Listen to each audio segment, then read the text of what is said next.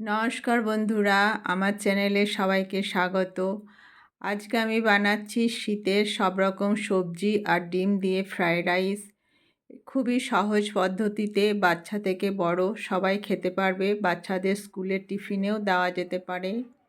তো আমি 150 গ্রাম মতো বাসমতি চাল জলে একটু ভিজিয়ে রেখেছি, 2টো ডিম নিয়েছি, আর ফুলকপি, গাজর, পেঁয়াজকলি এগুলো সব ছোট ছোট টুকরো করে কেটেছি।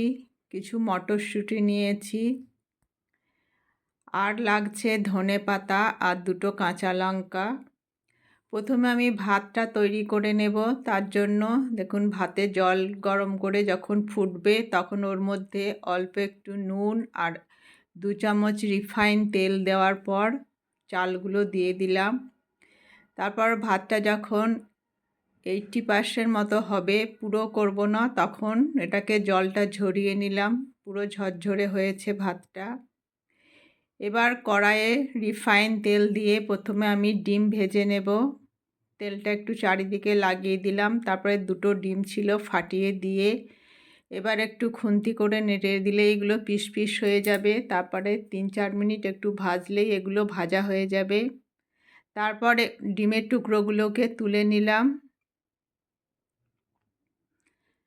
তারপর কড়াইয়ের মধ্যে আবার কিছুটা রিফাইন তেল দিয়ে ওর মধ্যে জিরে, গোটা গরম মশলা আর 2টো কাঁচা লঙ্কা কুচিয়ে ফোড়ন দিলাম।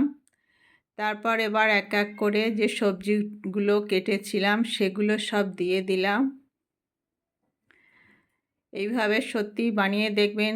এখন শীতকাল, ঠান্ডা ঠান্ডা আছে, রাত্রিবেলায় খেতে দারুণ লাগে।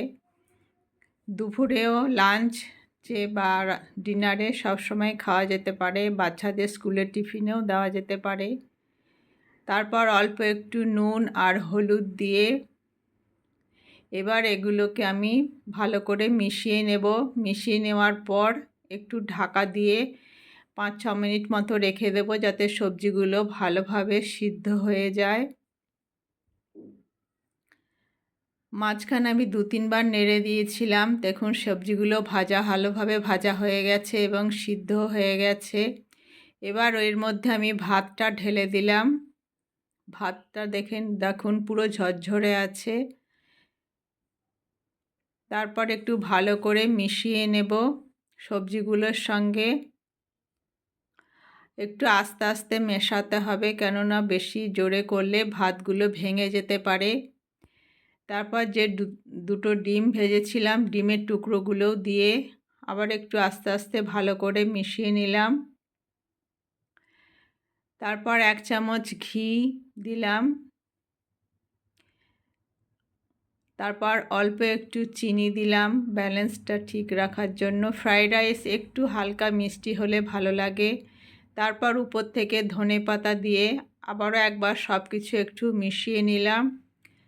তারপর এবার গ্যাস বন্ধ করে দিলাম। তৈরি হয়ে গেল আমার ফ্রাইড রাইস। রেসিপিটা ভালো লাগলে লাইক কমেন্ট করে আমার পাশে থাকবেন। আজকে এখানেই শেষ করছি। নতুন বন্ধুদের বলছি, প্লিজ আমার পাশে থাকবেন। পুরানো বন্ধুদের অনেক ধন্যবাদ। আজ এখানেই শেষ করছি। সবাই ভালো থাকবেন। Bye bye.